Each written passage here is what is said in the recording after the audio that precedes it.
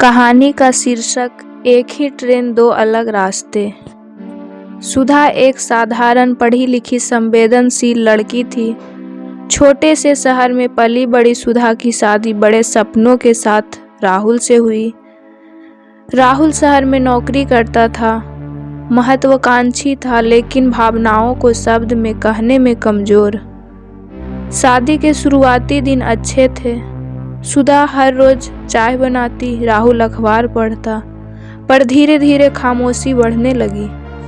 राहुल देर से घर आने लगा। सुधा पूछती, आज फिर देर? राहुल कहता, काम है, तुम नहीं समझोगी।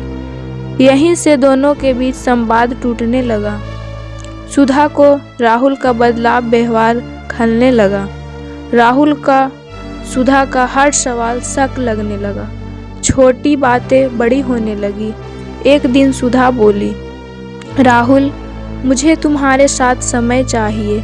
राहुल चिढ़कर बोला, तुम्हें हर वक्त शिकायत ही क्यों रहती है? घर में सन्नाटा छा गया। धीरे धीरे ताने, अनसुनी बातें और अधूरे सपने इकट्ठे होने लगे। परिवार ने समझाया, सब ठीक हो जाएगा, लेकिन कोई यह नहीं समझ पाया कि दो लोग एक साथ रहते हुए भी कितने अकेले हो सकते हैं। एक दिन बात इतनी बढ़ गई कि सुधा अपने मायके चली गई। कई महीने बीत गए, फोन बंद, संदेश नहीं। आखिरकार अदालत में तलाक के कागजों पर दस्तखत हुए। कोई रोया नहीं, कोई मुस्कुराया नहीं, बस एक रिश्ता कानूनी तौर पर खत्म हो गया। सुधा ने सोचा, मैं असफल पत्नी हूँ। राहुल ने सोचा, मैं आज़ाद हूँ। दोनों गलत थे। 2 साल बीत गए। सुधा अब एक स्कूल में पढ़ाने लगी थी। खुद पर भरोसा लौट रहा था। राहुल प्रमोशन पा चुका था, लेकिन उसका घर खाली लगता था। एक दिन दोनों को एक ही शहर जाना था और किस्मत ने उन्हें एक ही ट्रेन में बिठा दिया। ट्रेन चल पड़ी। सुधा खिड़की के पास बैठी थी। राहुल सामने वाली सीट पर आकर बैठा। नजरें मिली। कुछ सेकंड पूरा अतीत आंखों में घूम गया। राहुल बोला, कैसी हो? सुधा ने हल्की मुस्कान के साथ कहा, ठीक हूँ, तुम? दोनों के बीच अब कोई शिकवा नहीं था, बस अधूरे सवाल थे। राहुल बोला, काश हम तब बात कर लेते।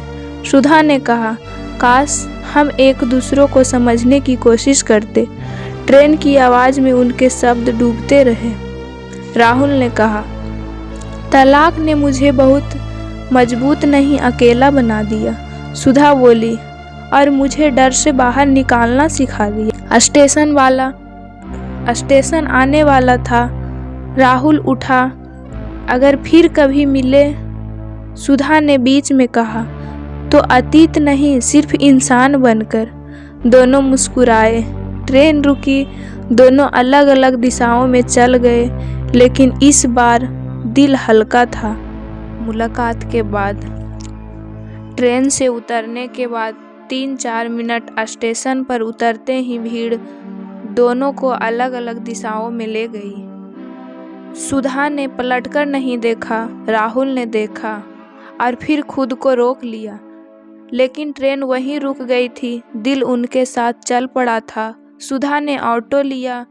खिड़की से बाहर देखते हुए उसने सोचा, क्यों आज भी वही सवाल उठ रहे हैं जिन्हें मैंने दफना दिया था। राहुल होटल के कमरे में पहुंचा। कमरा बड़ा था लेकिन खाली। मुलाकात का असर 4-5 मिनट। उस रात सुधा को नींद नहीं आई। उसे लगा राहुल बदल गया है, या शायद। उधर राहुल मोबाइल उठाता फिर रख देता। उसने पहली बार माना, गलती मेरी भी थी। दोनों ने एक दूसरे को मैसेज नहीं किया, लेकिन दोनों ने एक दूसरे को भुलाया भी नहीं। कुछ दिन बाद सुधा को उसी शहर के स्कूल से अस्थायी नौकरी का ऑफर मिला। उसे फैसला लेना था, रुकना या लौट जाना। राहुल को उसी शहर में लंबे प्रोजेक्ट की जिम्मेदारियां मिली। किस्मत फिर मुस्कुरा रही थी या परीक्षा ले रही थी। कहना मुश्किल था। एक शाम सुधा लाइब्रेरी में थी।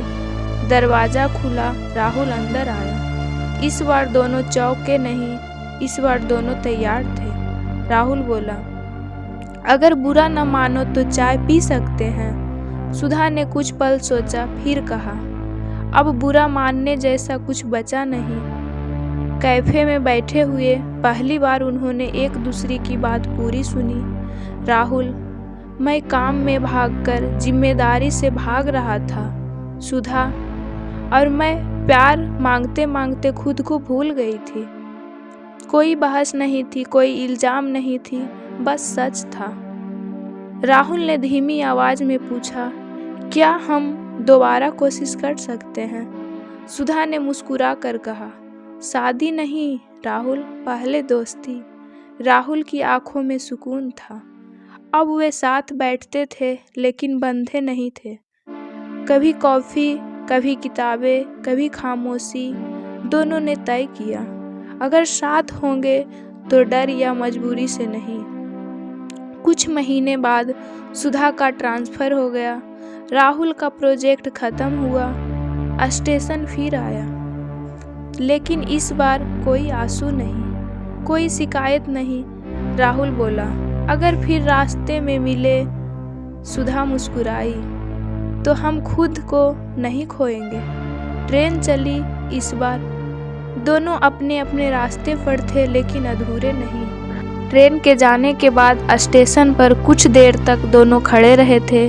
अब महीनों बीत चुके थे।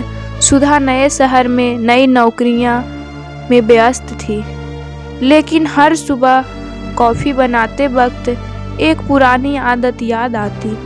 राहुल अपने शहर लौट आया था, ऑफिस वहीं था, घर वहीं, पर अब वह खुद से भागता नहीं था। दोनों ने बात नहीं की, लेकिन दिल बंद भी नहीं किया। एक दिन सुधा के पत्ते पर एक साधारण सा लिफाफा आया, ना मोबाइल ना ईमेल, हाथ से लिखा खत। राहुल ने लिखा था, मैं यह नहीं जानता कि हम फिर कभी मिलेंगे या नहीं, लेकिन मैं अब वह इंसान नहीं हूँ जिससे तुम शादी करके टूटी थी। सुधा ने खत कई बार पढ़ा, आंखें नम हुई, लेकिन दिल भारी नहीं था। सुधा ने भी खत लिखा, मैं भी अब वह लड़की नहीं हूँ जो हर बात पर खुद को दोष देती थी।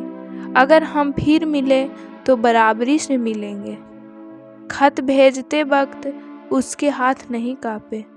6 महीने बाद दोनों को एक सेमिनार के लिए एक शहर ही जाना था। फिर वही ट्रेन, इस बार न संयोग लगा न किस्मत, बस जिंदगी।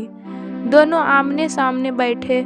राहुल मुस्कुराया, फिर मिल गए। सुधा बोली, हाँ, लेकिन अब खोए हुए नहीं। ट्रेन चल रही थी। राहुल ने पूछा, क्या तुम किसी से? सुधा ने जवाब दिया, नहीं, लेकिन अब अकेले होने से डर नहीं लगता। सुधा ने भी पूछा, और तुम? राहुल ने कहा, मैंने सीखा है कि प्यार में चुप रहना सबसे बड़ी गलती होती है। खिड़की के बाहर रेल की पटरियां जैसे उनके पुराने फैसलों की तरह पीछे छूट रही थी। स्टेशन पास आ गया। राहुल बोला, अगर मैं कहूँ कि इस बार डर नहीं तो? सुधा ने गहरी सांस ली, कहा, मैं तो कहूँगी कि इस बार शर्तें साफ होगी, कोई दबाव नहीं, कोई त्याग नहीं। राहुल ने सिर हिलाया। ट्रेन रुकी, दोनों उतरे। इस बार कोई जल्दी नहीं थी। राहुल ने हाथ बढ़ाया, दोस्त। सुधा ने हाथ थामा, दोस्त। कैमरा दूर जाता। 2 लोग जो कभी पति पत्नी थे, अब 2 समझदार इंसान थे जो साथ चलना सीख रहे थे। दूसरा मौका हमेशा रिश्ता नहीं मांगता, कभी कभी वह सिर्फ बेहतर इंसान मांगता।